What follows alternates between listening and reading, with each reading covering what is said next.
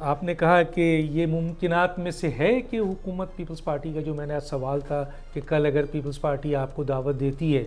और आपके basic issue को रिजॉल्व करने की बात करती है तो आप उस काबीना का हिस्सा बन सकते हैं। डॉक्टर साहब, मैंने bridge will come will cross the bridge वाली बात है। अभी से मैं ये कहूँ तो लोग उसकी जो है वो उसकी अच्छी कॉन्टेशन नहीं है, नहीं, हम तो सब कह रहा हूँ मैं, गुफ्तगू बात होगी ना, कोई हम बात सबसे करने, बात के दरवाजे एमक्यूएम पीटीआई के लिए भी खुले हैं, बिल्कुल खुले डॉक्टर साहब, कोई जमात इस्लामी के लिए, हर किसी के लिए। जमात इस्लामी के तो अल्लाह माफ करे, हम उनके घरों पे जा चुके हैं, उनके दरवाजों पे जा चुके हैं, लेकिन वो सोलो फ्लाइट के चक्कर में उनकी किस्मत में फिर अब जुमे की नमाज के बाद से एहतजाज ही करना बाकी रह गया। अच्छा चलिए सर, अच्छा ये बताएं सर कि जैसे हम समझ रहे थे कि शायद आप पीपल्स पार्टी जिस तरीके से कह रही है कि हम शहबाज शरीफ को वोट देंगे जो उनके नॉमिनेशन है वज़ीर आज़म, लेकिन काबीना का हिस्सा नहीं बनेंगे। हाँ, उन्होंने मांग लिया है बड़ा अहम जगह, सदर मांग लिया। तो फिर सर अगर फर्ज कीजिए ये सब चीज़ें पीपल्स पार्टी के पास चली गई, सदर भी उनका, बलूचिस्तान भी, चेयरमैन सेनेट भी, स्पीकर भी, सिंध की हुकूमत भी, तो फिर क्या होगा सर? इसको कहते हैं मीठा मीठा हफ हफ, कड़वा कड़वा थू थू। तो मैं समझता हूँ कि मैंने देखा था PMLN वालों के बयान भी देखें कि भाई आप जो है वो बर्डन भी शेयर करें। ये पाकिस्तान में ऐसा वक्त आ गया कि कोई भी हुकूमत पूरी लेने के लिए तैयार नहीं है, सबको क्योंकि मुश्किल हालात हैं। और मैं सब कुछ दिनों के लिए, कुछ सालों के लिए, एक आध टर्म के लिए हमें सियासत अपनी अलग रखनी चाहिए और कुछ चीज़ों पे नेशनल कंसेंसस बनाकर सबको एक ज़ुबान होकर कहना चाहिए कि हाँ हमारा हाँ मसाइल हैं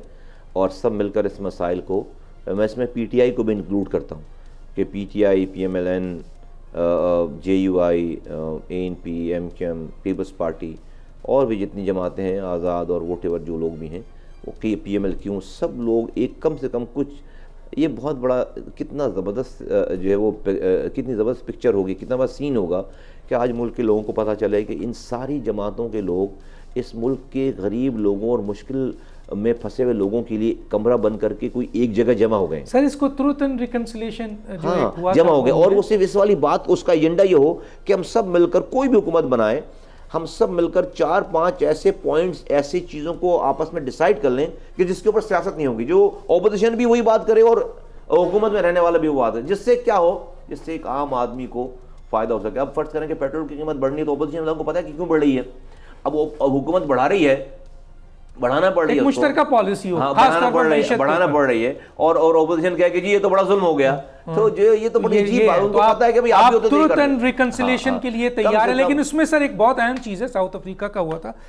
कि पहले अपनी गलतियों जो माजी में हुई है तमाम के तमाम, इंक्लूसिव पॉलिटिक्स, इसको कहते हैं इंक्लूसिव पॉलिटिक्स, सब लोगों को जोड़कर कुछ चीज़ों के ऊपर आप जो एक नेशनल एजेंडा बना लें, उसको उस नेशनल एजेंडे पे सियासत नहीं होनी चाहिए। ट्रूथ एंड रिकंसिलिएशन तो एक दूसरी बात हो जाती है डॉक्टर, एक नेशनल एजेंडा बना लें सारी जमातों के, इसके लिए भी तैयार नहीं। आखिरी सवाल है सर मेरा ये है, और वो ये है कि सर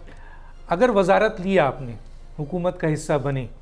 तो सर आपके वही पुराने रिपीट किए हुए वज़ीर सामने आ जाते हैं। क्या इस दफ़ा मुस्तफ़ा कमाल और नई MQM और नई सोच और नई डेवलपमेंट में नए चेहरे वजारत में जाएंगे, ये वही पुराने चेहरे? ये मेरा डोमेन नहीं है, ये डोमेन जो है कन्वीनर खालिद मकबूल सिद्दीकी साहब का है, डॉक्टर खालिद मकबूल सिद्दीकी साहब का। और आपका कोई ना कोई पॉइंट ऑफ व्यू तो होगा जो वहाँ पे देंगे। डेफिनेटली मैं वहाँ पे, जब ये अभी तो ये मरहला आया ही नहीं है, जब ये मरहला आएगा तो जो सिचुएशन आएगी तो डेफिनेटली मैं वहाँ जो बात करूँगा तो वो यहाँ तो मैं आपके साथ शेयर नहीं कर सकता, लेकिन अल्टीमेटली ये वाला डोमेन जो है ना वो कन्वीनर का है, डॉक्टर खालिद। इस बात से मुत्तफिक हैं कि सर नए चेहरे आने चाहिए, जिस तरह आपने कहा पूरे पाकिस्तान में नई सियासत। डॉक्टर साहब डिपेंड करता है कि कैसे हालात, क्या सारी सिचुएशन है। सब्सक्राइब करें और बेल दबाएं ताकि कोई खबर रह न जाए।